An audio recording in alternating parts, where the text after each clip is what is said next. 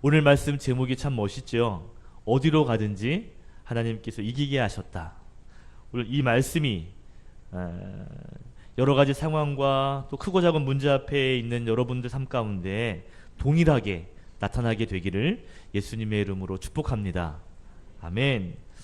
오늘 성경의 말씀을 보면 다윗이 어디로 가든지 하나님께서 다윗이 이기도록 그렇게 도우셨다라고 말씀을 하고 있습니다. 가장 먼저 1절에 보니까요, 다윗이 블레셋과의 전쟁에서도 이기게 하셨다 그랬습니다. 블레셋이라고 하는 나라는요, 이스라엘 입장에서 보면 서편에 있습니다. 왼편. 우리나라가 이제 서울을 이제 이스라엘이라고 생각한다면 인천 지역에 있는 나라가 블레셋이라고 할 수 있죠. 하나님께서 다윗이 어디로 가든지 이기게 했다 그랬는데 서쪽으로 가도 이기게 하셨다라는 거죠. 2절에 보면 모압이란 나라가 있는데 모압은 정확히 이스라엘의 오른편에 있습니다. 동편에 있거든요. 사해바다를 기준으로 할 때 왼편이 이스라엘이고 동편이 모압인데, 특별히 오늘 동편으로 갈 때에도 하나님이 이기게 하셨다 그랬습니다.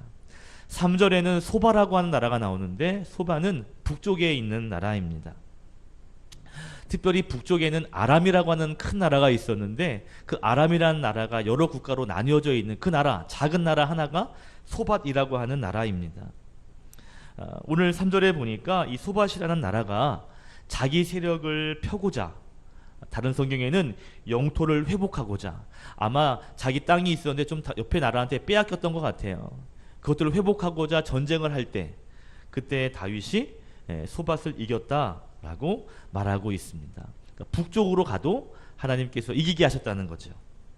5절에 보면 다메섹 아람 사람이 소밧을 도우려고 했다 그랬거든요. 아까 말씀드린 것처럼 소바라고 하는 나라는 아람이라고 하는 큰 나라 가운데 한 작은 소국가거든요. 같은 혈통이기 때문에 아람 나라가 이 소바를 도우려고 했습니다. 뿐만 아니라 북쪽에 이렇게 소바라는 나라가 이렇게 다윗에게 점령을 당하고 나면 결국 자기들까지도 이런 부담감이 있지 않겠어요? 그죠? 그렇기 때문에 더 도와주려고 했었죠. 다윗의 기세가 점점점 강해지니까 이번 기회에 다윗의 기세를 좀 꺾어보려고 그렇게 대규모의 군사들을 출병시켜서 돕고자 했습니다. 성경에 보면 그렇게 대군을 보냈지만 오히려 5절 끝에 보면 아람 사람 22,000명이 죽게 되었다라고 말하죠. 그러니까 다윗에게 큰 패배를 당하게 된 것입니다. 오히려 6절에 보면 오히려 다메섹에 다메섹 아람에 있는 사람들에게 다윗의 수비대를 두었고요. 그리고 아람 사람들이 조공을 바치게 되었습니다. 오히려 도와주려고 했다가 오히려 다윗에게 조공을 바치게 되는 그런 신세가 된 것이죠. 그러니까 다윗이 북쪽을 크게 북쪽에서 이겼다라는 것을 알 수가 있습니다. 12절과 13절에 보면 에돔이라는 곳이 나오죠. 에돔에 있는 수비대를 세웠고 또 에돔 사람이 다윗의 종이 되었다 그랬거든요. 에돔은 정확하게 이스라엘의 남쪽에 있는 위치하고 있는 곳입니다. 자, 여기까지 정리해 보면 하나님께서 다윗이 서쪽으로 가면 서쪽으로에서도 블레셋 이기게 하시고 동쪽에 모압도 이기게 하시고 북쪽도 이기게 하시고 남쪽도 이기게 하시고 어디를 가든지 하나님께서 다윗을 이기게 하셨다라고 기록하고 있습니다. 10절에 보시면요, 이 하맛이라고 하는 나라가 있는데 북쪽에 소바라는 나라가 있잖아요. 보면 여러 번 전쟁을 했다는 거예요. 그래도 이기지 못했었거든요. 그런데 다윗이 단번에 이깁니다. 그랬더니 10절에 보면 너무 고마워서 이 하맛의 왕이 자기 아들 편에 금그릇과 은그릇과 놋그릇들을 다윗에게 선물로 주었다라고도 이야기하고 있습니다. 그러니까 여러 나라들이 할 수 없는 전쟁이었지만, 이길 수 없었지만 다윗이 가면 늘 이기게 되는, 오늘 성경은 어디로 가든지 하나님이 다윗을 이기게 했다라고 말씀하고 있는 것이죠. 근데 성경이 참 재미있습니다. 어디로 가든지 이긴 건 알겠는데 그런데 어떤 전략으로 싸웠는지에 대해서는 한마디도 말하지 않고 있습니다. 다윗이 어떠한 방법과 어떠한 전략으로 싸웠는지, 어떻게 이겼는지에 대해서는 거의 침묵하고 있습니다. 여러분, 다윗이 골리앗과 싸울 때 주머니에 돌멩이가 몇 개 있었는지까지도 자세하게 기록했었거든요. 또 돌멩이를 쫙 해서 물매를 던졌을 때 어디에 맞았고 어떻게 죽였고가 자세하게 나올 때가 있었는데, 오늘 성경은요 어마어마한 전쟁의 승리를 보여주고 있는데도 어떤 방법으로 했는지에 대해서는 성경은 그렇게 크게 말해주지 않습니다. 그런데 성경은 강조하는 것이 있습니다. 우리가 오늘 말씀 제목으로 삼았죠. 6절과 13절에도 두 번이나 강조하는 것은 다윗이 어떻게 이겼느냐가 중요한 것이 아니라 하나님이 다윗을 이기게 하셨다라는 것에 초점이 맞춰져 있습니다. 그러니까 오늘 성경을 볼 때 하나님이 다윗을 어떻게 도우셔서 어떻게 이기게 되었는가, 하나님이 다윗을 어떻게 도왔는가, 이것에 우리가 좀 초점을 맞춰야 된다는 것이죠. 그러니까 다윗이 이겼는데 어떤 방법으로 이겼는가가 중요한 것이 아니라 하나님이 다윗에게 어떻게 역사하셨는가, 그래서 다윗이 이길 수 있었다라는 것을 우리가 집중적으로 보아야 한다는 것이죠. 오늘 첫 번째로 나누고 싶은 교훈이 있습니다. 하나님 어떻게 이기게 하셨는가? 따라합시다. 하나님은 다윗을 강하게 만드셔서 이기게 하십니다. 여러분, 하나님이 다윗을 강하게 하십니다. 그래서 그 강함으로 이기게 하십니다. 다윗을 강하게 하시는 것과 이기게 하신다라는 이야기, 두 이야기는요 어떻게 보면 같은 이야기가 아닙니다. 무슨 말이냐면 이런 거예요. 다윗이 강하지 않았을 때에도 이긴 적이 있습니다. 그죠? 예를 들면 아까 말씀드린 골리앗과의 싸움에서입니다. 다윗이 그렇게 강할 때가 강하지 않았는데도 엄청나게 강한 골리앗을 이긴 적이 있습니다. 하나님의 방법이 때로는요 굉장히 약한데 하나님이 전적으로 도와주셔가지고 이기게 하실 때가 있습니다. 여호수아가 가나안 땅에 들어갔을 때 여리고성을 만나게 되거든요. 여리고성을 점령하게 될 때 엄청난 군사력으로 이긴 것이 아니죠. 여호수아와 이스라엘 백성들이 하루에 한 바퀴씩 여리고성을 돕니다. 그리고 7일째 되는 때는 7바퀴를 돌고, 그때 하나님의 이름을 크게 외칩니다. 그랬더니 여리고성이 무너집니다. 군사력으로 이긴 것이 아니죠. 하나님의 전적인 도우심으로 이기게 하십니다. 여리고성은 어마어마한 성이거든요. 어마어마한 군대가 와서도 이길 수 없는, 점령할 수 없는 그러한 굉장한 성입니다. 이스라엘과 비교하면 훨씬 더 강한 성이라고 할 수 있는데, 그런데 하나님께서는 그냥 이기게 하십니다. 사사기 7장에 보면 사사 기드온과 300명의 용사가 바닷가에 모래알과 같이 많은 미디안의 군대와 싸워 이기게 하시거든요. 그런데 놀랍죠? 고작 300명입니다. 그리고 300명의 손에, 한 손에는 횃불을, 한 손에는 나팔을 들고 미디안 군대에 들어가게 합니다. 그리고요 나팔을 크게 부릅니다. 아니, 군대에 전쟁을 하는데 나팔을 불어요. 그리고 여호와의 칼이여, 기드온의 칼이여 외칩니다. 그랬더니요 그 나팔 소리에 깜짝 놀란 군사들이 자기들끼리 싸워요. 성경의 사사기 7장 22절 보시면 친구들끼리 싸웠다 그랬습니다. 우리 한번 같이 읽어볼게요. 사사기 7장 21절입니다. 시작. 300명이 나팔을 불 때 여호와께서 그 온 진영에서 친구끼리 서로 치게 하심으로 적군이 도망하여. 아멘. 여기까지요. 나팔을 불 때 자기들끼리 싸워서 자기들끼리 치고 자기들끼리 도망합니다. 나팔 부는 게 뭐 그리 대단한 일이라고요. 이스라엘 사람이 전투력이 좋지도 않아요.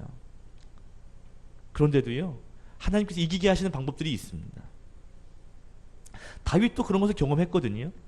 그런데 오늘 다윗이 어디로 가든지 이기게 하시는데 이번엔 달라요.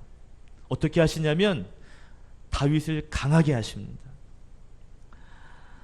다윗의 능력과 상관없이 하나님께서는 이기게 하실 수 있습니다.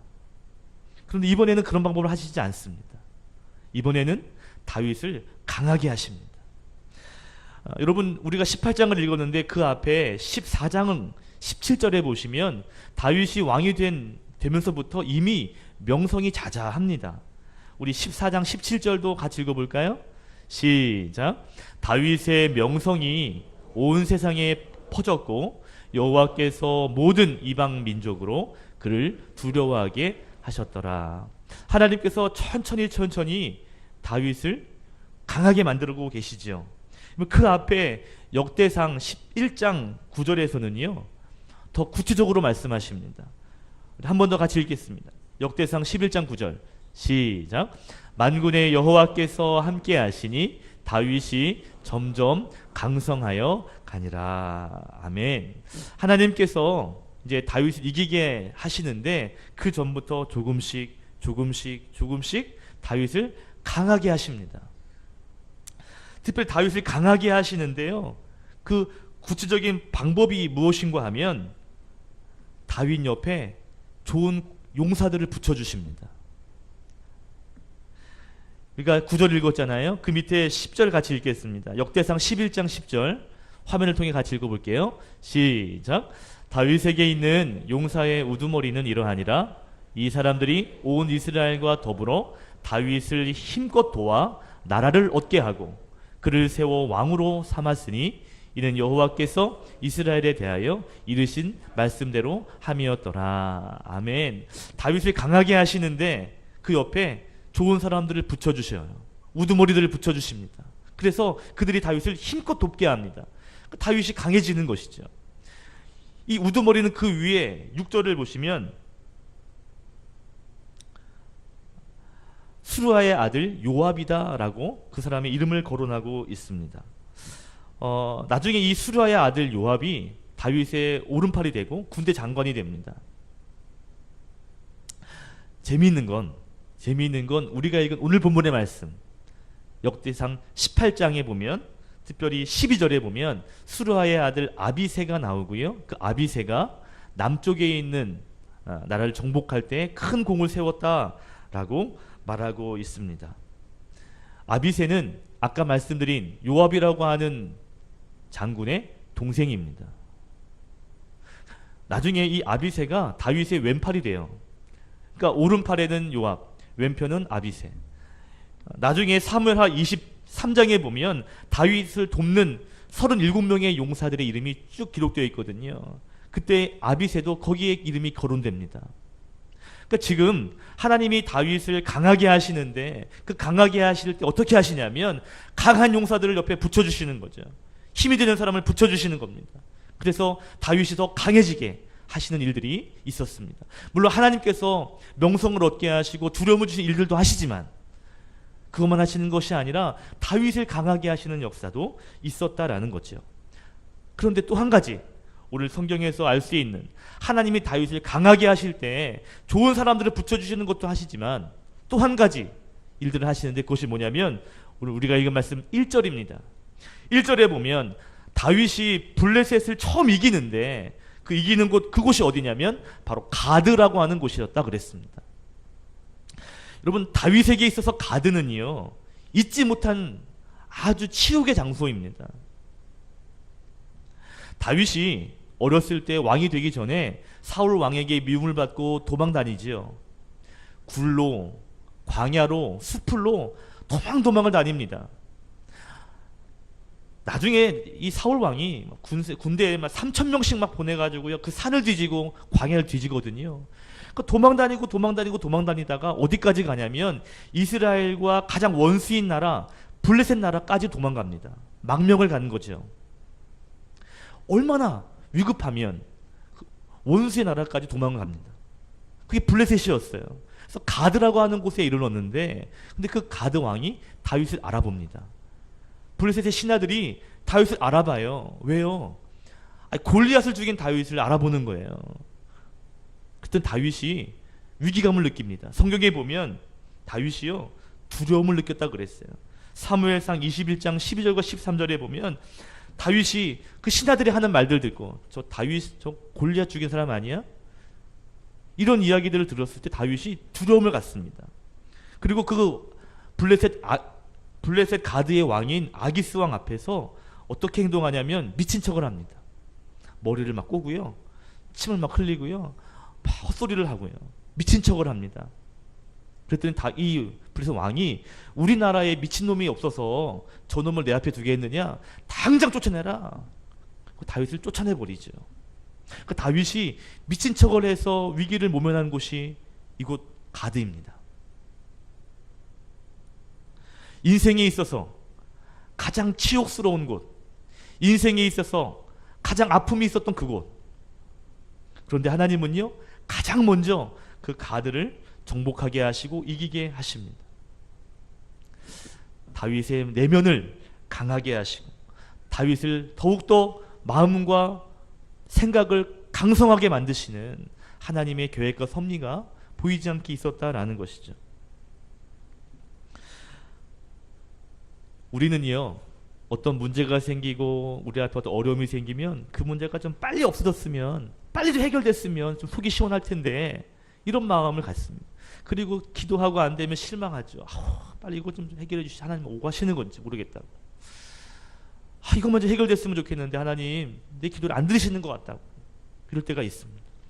근데 하나님은요, 이기게 하시는 방식이 그렇게 문제를 슉 없애는 방식으로도 하실 수 있지만, 한편으로는요, 그 문제를 없애는 것이 아니라 그 문제를 만난 그 사람을 강하게 하시는 방법을 취할 때가 있습니다. 하나님의 관심은 어떤 방법으로 이겼느냐, 어떤 방법으로 문제를 해결했느냐가 중요한 것이 아니라, 하나님께서는요, 그 다윗을 강하게 하시는 것, 하나님은 우리를 강하게 하시는 것에 때로는 더 관심을 가질 때가 있습니다. 이런 말이 있잖아요. 지혜로운 부모는 자녀에게 물고기를 잡아주는 것이 아니라, 지혜로운 부모는 그 아이가 물고기를 잡을 수 있는 방법을 가르쳐준다. 그게 진짜 지혜로운 부모다 그랬죠. 그런 이야기가 있습니다. 하나님의 방법이 그럴 때가 있다는 겁니다. 이 문제가 좀 빨리 없었으면 좋겠는데, 좀 빨리 좋아졌으면 좋겠는데, 하나님은 그 방법을 하실 때도 있지만, 때로는요, 더 좋은 방법, 나로 하여금 강하게 만드시는 일들 통하여서 내가 강해져서 이기게 하시는 방법을 하나님께서는 사용하신다라는 겁니다. 우리의 문제가 해결되고 내 앞에 있는 대적들을 하나님 이기게 해주십시오 라고 기도할 때가 있는데요, 하나님의 방식은 나를 더 강하게, 나를 더 담대하게, 나를 더 굳세게 하시는 방법으로 그 어디를 가든지 이길 수 있도록 하나님은 그런 것들을 우리에게 훈련하신다는 겁니다. 여러분, 우리 앞에 커다란 짐 같은 문제가 턱 나올 때 우리 기도하잖아요. 하나님, 이 짐 좀 치워주십시오. 이 짐 좀 어떻게 좀 없애주십시오. 그럼 좀 살 것 같습니다. 이렇게 기도하는 기도 제목도 너무 좋은 기도 제목이죠. 그러나 오늘 말씀을 통해서 이런 기도 제목 하면 어떨까요? 하나님, 내 앞에 있는 이 짐, 이 무거운 짐을 걷듯이 질 수 있는 강한 어깨를 주십시오. 나를 강하게 만들어 주십시오. 어떠한 문제가 다가온다 할지라도 넉넉히 이길 수 있도록 나를 강하게 만들어 주십시오. 나를 담대한 용사 되게 해주십시오. 굳세 믿음 주십시오. 이렇게 기도한다면 얼마나 좋을까요? 하나님, 나를 강하게 만들어 주셔서 능히 이기게 해주십시오. 문제만 슥 치워주는 일하고요, 사람을 붙이시고 또 내면을 강하게 하시고, 사실 이 두 가지 사건을 보면 일하시기 편한 거는요, 문제 쓱 치워주는 게 훨씬 편할 겁니다. 근데 하나님은요, 이 사람도 붙여주시고 또 저 사람 불러다가 붙여주시고, 또 어려운 일 만났던 것들을 또 다시 회복시키고 또 만나게 하셔서 그걸 극복하게 하시고, 이런 여러 가지 연단과 고난과 여러 가지 방법을 통해서 결국 다윗이 강성해지고 담대해졌을 때, 그럴 때 비슷한 문제를 만나잖아요. 주눅들지 않습니다. 이전에 그런 문제 만났는데, 이전에는 그것 때문에 벌벌벌 두렵고 긴장했는데요, 강해지면 거뜬히 이길 수 있는 거죠. 하나님이 다윗을 강하게 만드셔서 이기게 하신 것처럼 저와 여러분을 강하게 하셔서 어디로 가든지 이기게 되는 역사가 있기를 예수님의 이름으로 축원드립니다. 아멘. 하나님께서 다윗이 어디로 가든지 이기게 하셨는데 이번에는 다윗을 강하게 만드시며 이기게 하신다 그랬습니다. 그런데 여러분, 강하게 되면 다 이깁니까? 아까 말씀드린 것처럼 다윗과 골리앗 가운데 골리앗이 훨씬 강했지만 졌지요. 패배합니다. 그러니까 무조건 강해만 진다고, 물론 강해지면 이길 수 있는 확률은 높아지지만 강하다고 전부 이길 수 있는 것은 아니지요. 하나님께서 다윗의 인생 가운데도 그렇게 개입하십니다. 강하게 만드시는데 또 다른 하나님의 개입이 있었습니다. 또 다른 만져주심이 있는데 그것이 뭔가 하면 두 번째 교훈이거든요. 한번 따라하겠습니다. 하나님은 다윗을 겸손하게 하시며 이기게 하십니다. 하나님은 다윗을 강하게 하시고요, 한편으로 다윗이 겸손해질 수 있도록 하십니다. 오늘 우리가 18장 말씀을 읽었는데 그 18장의 1절의 첫 소절은 이렇게 시작합니다. 그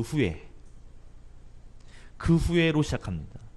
그 후의 말이 뭐죠? 그 앞에 어떠한 일이 있었는데 일어난 그 뒤에 하나님께서 다윗이 어디로 가든지 이기게 하셨다라는 거죠. 그 앞에 어떤 일들이 있었는지를 우리가 좀 봐야 합니다. 바로 앞에 역대상 17장을 우리가 먼저 보면 여러분, 하나님께서 사용하신 나단 선지자가 있었는데 하나님이 나단 선지자에게 나타나셔가지고 다윗에게 이 말을 전해라 라고 하십니다. 그래서 17장 4절에 보니까 이렇게 이야기합니다. 너는 가서 내 종 다윗에게 말하기를 여호와의 말씀이 너는 내가 거할 집을 건축하지 말라 라고 말씀을 하십니다. 사실 그 앞에 있는 15장과 16장에 있는 내용을 같이 이렇게 읽어야 이 내용이 좀 더 쉽게 이해가 되는데요. 15장, 역대상 15장 그리고 16장에는 어떤 내용이 있냐면 하나님의 언약궤가 다윗 성으로 모셔오는 과정입니다. 아시는 것처럼 여호와의 언약궤가 다윗 성에 들어올 때 다윗이 정말 너무 춤추며 기뻐하죠. 그 일이 15장과 16장에 있었습니다. 17장에 됐는데 다윗의 마음이 이런 마음이 있는 거예요. 내가 거주하는 이 성, 다윗 성은 너무 크고 아름다운데 이 하나님이 거하시는 곳은 거할 곳이 없고 초라해 보이니까 마음에 어떤 마음이 있냐면 하나님의 성전을 좀 짓고 싶은 마음이 있었습니다. 그런데요, 그 밤에 하나님께서 나단 선지자에게 가서 다윗에게 말하기를 이렇게 말하죠. 내가 거할 집을 건축하지 마라.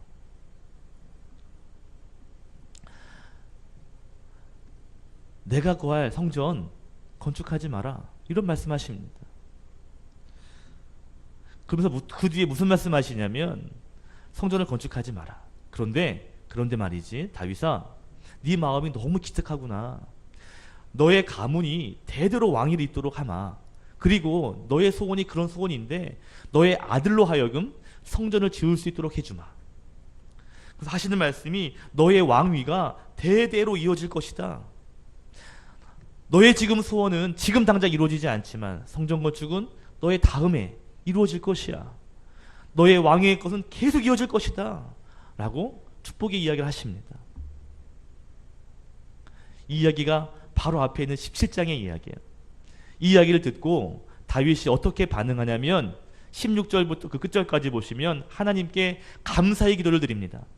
하나님 앞에 나아가서 하나님과 1대1로 만납니다. 하나님 감사합니다, 감사합니다, 감사합니다 라고 기도하는 내용이 바로 17장의 내용이에요. 여러분, 다윗의 이 감사 기도의 첫 소절이 뭔지 아십니까? 17장 16절이에요. 다윗 왕이 여호와 앞에 들어가 앉아서 이르되 여호와 하나님이여, 나는 누구이오며 내 집은 무엇이기에 나에게 이에 이르게 하셨나이까. 이게 다윗이 하나님께 드리는 첫 소절입니다. 내가 무엇이건데, 내가 이렇게 왕이 될 자격이 없는 사람인데 아무것도 아닌 사람을 하나님 어떻게 왕이 되도록 이렇게 하시는 겁니까? 또 왕이 된 이 왕이 되게 한 것도 감사한데 이 왕위가 아들로 계속 이어지게 하시는 것, 내가 무엇이간데 이렇게 하시는 겁니까? 감사하고 있습니다. 한번 정리해보면 이런 거죠. 다윗의 마음은 성전을 짓고 싶었습니다. 그런데 하나님이 거절하십니다. 그렇지만 하나님께서는 너의 아들들이 계속 왕이 될 것이고 그 아들을 통해 성전이 지어질 것이다 라고 말씀하십니다. 너의 왕위도 보존될 것이다, 영원할 것이다 라고 이야기하시죠. 그때요, 다윗이 감사함으로 받아들입니다. 또 겸손함으로 받아들입니다. 지금 다윗은요, 자신의 꿈, 자신의 계획에 있었는데 하나님께서 거절하심을 맛보았습니다. 오히려 다윗의 꿈과 계획이 있었지만 하나님의 계획과 하나님의 비전이 더 크다라고 하는 것을 겸손하게 인정합니다. 그러면서 하나님, 나 같은 사람인데 이렇게 하시다니요 라고 겸손히 나아가죠. 여러분, 이게 쉬워 보이지만 여러분, 쉽지 않습니다. 내 계획, 내 생각이 있는데 하나님 그거 아니야 라고 할 때 그것을 쉽게 인정하는 것, 이거 말처럼 쉬운 게 아닙니다. 이게 더 좋아 보이는데요, 하나님 틀린 것 같은데요 라고 느낄 때가 있습니다. 그런데 오늘 다윗이 더 어려운 이유는요, 아까 말씀드린 것처럼 다윗은 이미 왕이 되었고 이미 많은 유능한 참모들이 있습니다. 다윗의 말 한마디면 뛰쳐나가서 대신 싸울 수 있는 유능한 용사들이 있습니다. 이미 많은 나라의 사람들이 다윗을 두려워할 정도입니다. 이미 다윗의 명성은요, 온 세상에 퍼져 있습니다. 다윗의 말 한마디면 나라의 법이 되고 다윗의 말 한마디면 세상이 바뀝니다. 절대적인 권력과 힘을 가진 왕좌에 앉아있는 다윗입니다. 이미 여러 모양으로 승승장구해 있고요, 성공의 가도를 달리고 있습니다. 계획한 대로, 생각하는 대로 척척척척 진행됩니다. 이번에는 달라요. 그런데 하나님께서는 성전만큼은 거절하십니다. 그런데요, 성공의 대로를 달리고 자기가 말하는 것이 다 법이 되고 자기가 손가락질하고 뭐 하는 것 하나하나가 다 말 한마디면 되어진 세상에서 하나님의 거절을 그대로 받아들입니다. 오히려 하나님의 계획에 감사합니다. 하나님, 더 좋은 계획이 있으시군요. 하나님은 그러시군요. 그 일이 있은 후에 그 뒤에 다윗이 어디로 가든지 하나님이 다윗을 이기게 하셨다라고 성경은 우리에게 분명히 말하고 있습니다. 하나님은 다윗처럼 자신의 뜻을 고집하지 않고 하나님의 뜻에 복종하고 하나님의 계획을 더욱 존중하는, 그리고 오히려 하나님 앞에 겸손하게 서 있는 사람을 하나님께서는 크게 사용하시는 겁니다. 여러분, 겸손의 모티브로 하나님의 영광을 올려드린 최고의 사람은 예수님이시죠. 예수님 생각하실 때 십자가는 너무 버거운 이 사역입니다. 마지막 기도하죠. 하나님, 아버지, 너무 힘듭니다. 이것을 좀 제 자녀들 거두어 주셨으면 좋겠습니다. 그런데 하나님, 제 마음은 그렇고요, 제 생각은 그런데 하나님의 계획이시라면, 아버지의 뜻이라면 따르겠습니다. 내 원대로 하지 마옵시고 아버지 뜻대로 하옵소서. 여러분, 예수님께서 3년 사역하셨잖아요. 10년만 사역하셨으면, 20년만 사역하셨으면 얼마나 놀라운 역사가 있었을까요? 근데 하나님의 방법은요, 십자가 방법이에요. 예수님은요, 그 앞에 순종합니다. 내 계획, 내 생각, 내 여러 가지 생각들을 하나님의 계획 앞에 다 내려놓고요, 겸손하게 하나님의 계획 앞에 순종합니다. 예수님을 그래서 겸손의 왕이라고 부릅니다. 결국 예수님께서 겸손함으로 아버지의 뜻에 순종했을 때 십자가는 모든 사람을 죄에서 구원하는 놀라운 승리를 가져다주는 그러한 승리의 모습을 우리에게 보여주는 것이죠. 사도 바울이 많은 사람들에게 이야기할 때 예수님의 마음을 품으라. 예수님 겸손의 마음, 온유의 마음을 품으라 라고 이야기합니다. 예수님께서도 직접적으로 말씀하셨습니다. 마태복음 11장 29절에 보니까 나는 마음이 온유하고 겸손하니. 우리 같이 읽겠습니다. 시작. 나는 마음이 온유하고 겸손하니 나의 멍에를 메고 내게 배우라. 그리하면 너희 마음이 쉼을 얻으리니. 나는 마음이 온유하고 겸손하다. 그 마음을 품으라 그랬습니다. 재미있는 건 온유와 겸손이 같이 이렇게 붙어가죠.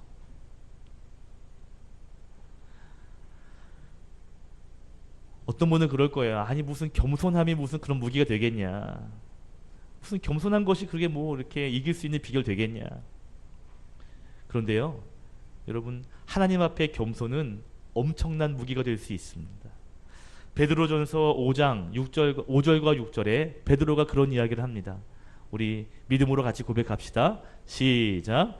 젊은 자들아, 이와 같이 장로들에게 순종하고 다 서로 겸손으로 허리를 동이라.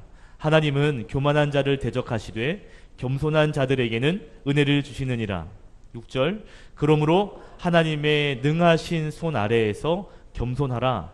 때가 되면 너희를 높이시리라. 우리가 하나님 앞에 겸손함으로 나아가잖아요. 어느 때가 되면 하나님께서는 그 사람을 높여주십니다. 이게 하나님의 방법입니다. 겸손이 무기가 될 수 있는가? 예, 겸손은 하나님께서 사용하실 수 있어서 우리를 사용하시는, 크게 높여주시는 놀라운 무기입니다. 하나님은 겸손의 사람을 사용하시고요, 때가 되면 높여주십니다. 믿음의 사람에게 겸손은 하나님의 능력이라 할 수 있는 것이죠. 근데 겸손은요, 그냥 굽신굽신거리고 예 이게 겸손이 아니에요. 겸손은 뭐냐면요, 내 생각, 내 계획, 내 마음이 있는데 그것이 하나님의 마음보다 낫다는 것을 인정하는 겁니다. 하나님의 계획, 하나님의 뜻이 내 생각과는 좀 다르고 틀리다 할지라도 내가 가지고 있는 것보다 하나님의 계획은 더 위대하다라는 것을 인정하고 그것을 하나님께 맡기는 것이, 그것이 겸손입니다. 그냥 뭐 예 안녕하세요, 아유 뭐 말하면 아니에요, 괜찮아요, 이것이 겸손이 아니에요. 진정한 겸손은, 영적인 겸손은요, 내 계획, 내 생각을 하나님의 생각 아래 굴복시키는 것입니다. 이게 겸손이에요. 내 마음이, 내 생각과 내 모든 것이 하나님보다 먼저 가지 않는 것이죠. 이게 겸손입니다. 하나님은 그러한 사람을 들어 사용하신다 그랬습니다. 다윗이 하나님 앞에 순종하고 겸손한 마음으로 준비되었을 때 하나님은 그 후에 어디로 가든지 이기게 하시고 승리하게 하셨습니다. 말씀을 정리할게요. 여러분, 저는 오늘 이 말씀이 여러분의 말씀, 우리의 말씀이 되었으면 좋겠습니다. 어디로 가든지 이기게 하시는 그 하나님의 도우심이 있었으면 좋겠어요. 그 하나님의 도우심은요, 우리를 강하게 하십니다. 우리를 담대하게 하시고요, 우리하고 믿음 충만하게 하십니다. 이것이 세상을 이기는 비결입니다. 또 한 가지 비결, 하나님 앞에 겸손하는 것입니다. 사람들 앞에 그냥 눈치 보라는 것이 아니에요. 하나님 앞에 겸손이죠. 그럴 때 하나님은 그 사람을 사용하십니다. 여러분을 강하게 하시고 여러분을 겸손케 하셔서 여러분 삶 가운데 넉넉하게 계시는 하나님의 역사가 있기를 예수님의 이름으로 축원드립니다. 아멘. 기도하겠습니다.